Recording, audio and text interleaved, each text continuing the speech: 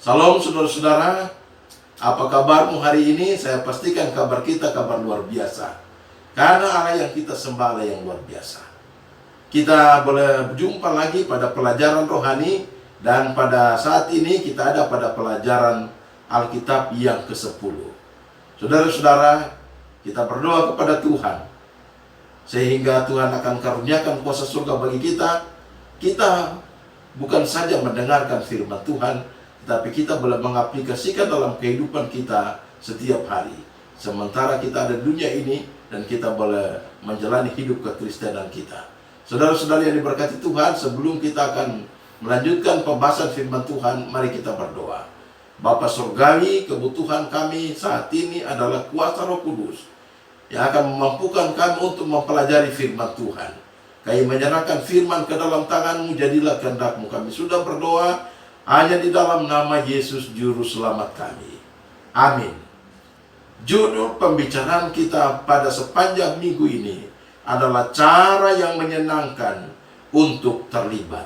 Saudara-saudara yang diberkati Tuhan, ayat inti terdapat dalam Matius 9 ayat 37 dan 38. Firman Tuhan, maka katanya kepada murid-muridnya, tuaian memang banyak, tetapi pekerja sedikit. Karena itu mintalah kepada Tuhan yang empunya tuaian, supaya ia mengirimkan pekerja-pekerja untuk tuaian itu. Saudara-saudaraku yang diberkati oleh Tuhan, pernyataan firman Tuhan yang kita bacakan pada hari ini adalah tuaian memang banyak. Saudaraku yang diberkati Tuhan, Yesus memperingatkan semua orang yang percaya agar selalu ingat bahwa orang yang terhilang mempunyai jiwa abadi yang sangat berharga dan harus tinggal di surga atau di neraka, dan bahwa banyak dari mereka dapat diselamatkan apabila ada yang memberitakan Injil kepada mereka.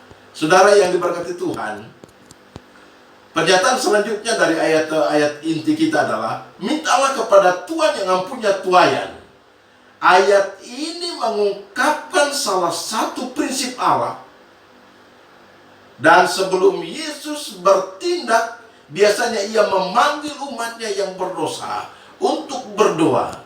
Dan hanya setelah umatnya berdoa, barulah ia melakukan pekerjaannya, yaitu mengutus mereka. Saudara-saudaraku yang diberkati Tuhan, pekerjaan yang diinginkan Yesus dalam kerajaannya adalah mereka yang mengajar Injil kerajaan, menyembuhkan orang sakit, dan mengusir roh-roh jahat. Di dalam Matius 9 ayat 35, Matius 10 ayat 1, dan ayat yang ke-8.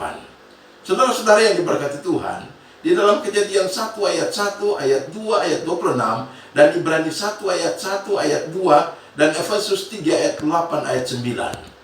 Apa yang ayat-ayat ini ungkapkan tentang kesatuan keilahian? Saudara-saudara yang diberkati Tuhan, ingat bahwa Bapa, Anak, dan Roh Kudus berpartisipasi dalam penciptaan. Bapa adalah perancang utama, arsitek besar. Dia melaksanakan rencananya melalui Yesus Kristus sebagai anaknya, sebagai agen aktif dalam penciptaan bersama dengan Roh Kudus. Dan saudara-saudara yang diberkati Tuhan, keilahian ini bersatu dalam membentuk kelompok kecil pertama dalam rencana keselamatan dan penebusan setelah kejatuhan. Ingat saudara-saudara, Bapa, Anak, dan Roh Kudus dipersatukan dalam kelompok kecil dengan tujuan yang jelas untuk menebus manusia. Dan rencana keselamatan terdapat di dalam nasihat-nasihat dari Yang Maha Kuasa sejak kekekalan. Ini terdapat di dalam dasar-dasar pendidikan halaman 195.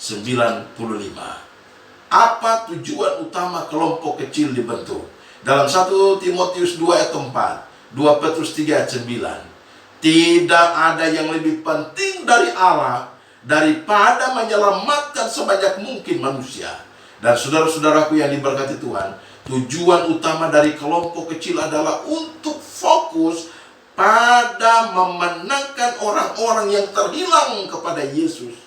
Ketika kita bekerja dalam kelompok kecil, kita membantu diri kita dan orang lain untuk kerajaan kemuliaan.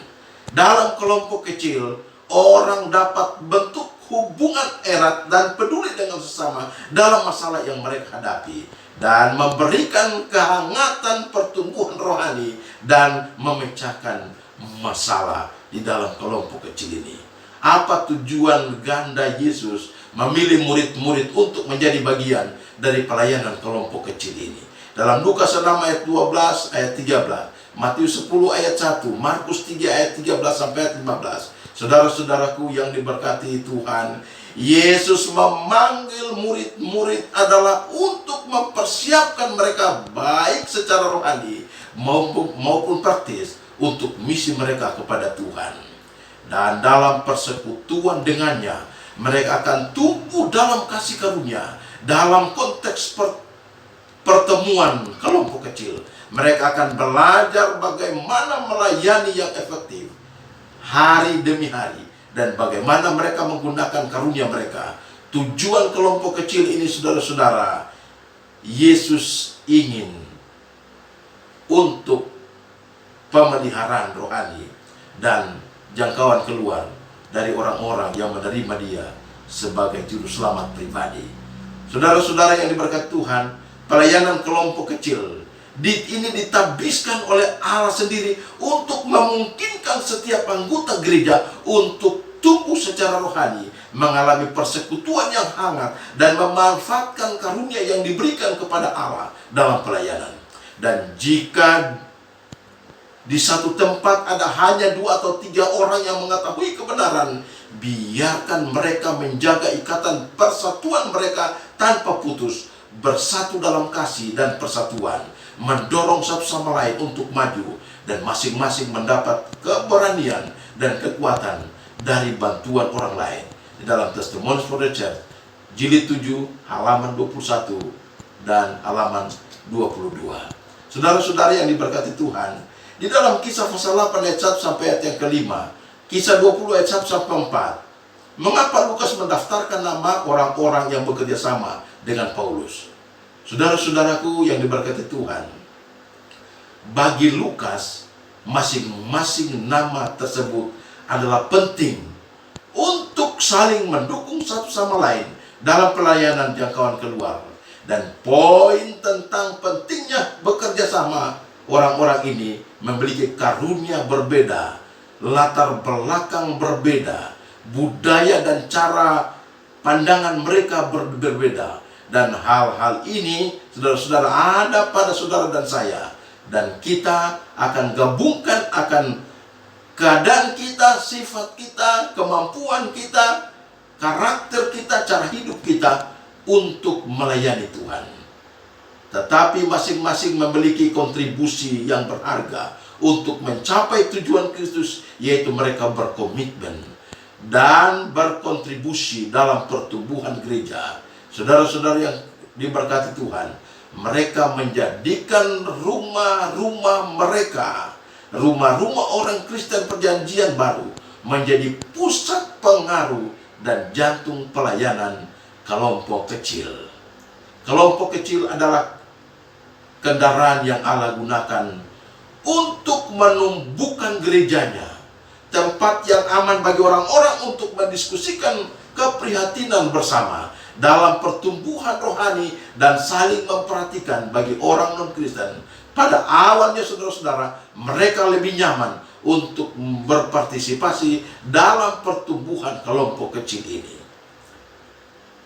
Solusi Kristus adalah berdoa agar Tuhan yang punya tuayan, supaya ia mengirimkan pekerja-pekerja untuk tuayan itu.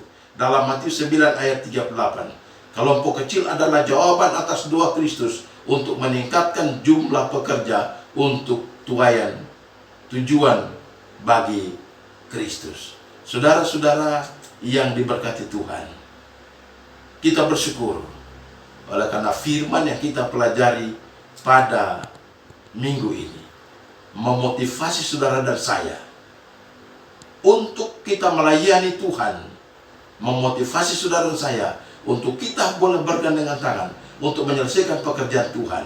Di mana saja kita berada, 1 atau 2 atau 3 orang berkumpul yang mengenal kebenaran, yang mengakui kebenaran ini, marilah kita berdoa kepada Tuhan, dan karena Tuhan akan mampukan kita untuk menjadi berkat bagi orang lain dan seluruh keselamatan bagi mereka. Tuhan Yesus memberkati kita. Kita berdoa. Kami bersyukur Bapa di surga atas kuasa Roh Kudus yang mampukan kami untuk mempelajari firman Tuhan. Kami penuh dengan keterbatasan. Kami mohon kiranya Roh Kudus akan mengartikan firman yang kami pelajari dan menuntun kami untuk lebih mempertahankan kebenaran Tuhan. Menuntun kami untuk kami terlibat di dalam menjalankan misi Tuhan. Kami yakin ketika kami melayani dengan penuh sukacita, berkat Tuhan limpahkan bagi kami. Dan terlebih daripada itu, Tuhan akan karuniakan kesetiaan bagi kami. Kami tetap setia mempertahankan kebenaran Tuhan sampai terjadi hari Maranatha, kami akan diselamatkan. Saudara kasih, kami akan membuka channel ini dan belajar bersama-sama. Bapa karuniakan hikmat, akal budi, Roh Kudus menyanggupkan kami, sehingga kami semua dituntun untuk mengerti maksud Tuhan. Terima kasih Bapa untuk berkat firman yang kami terima pada hari ini. Ini doa kami, persembahkan doa ini hanya di dalam nama Yesus Juru Selamat kami. Amin.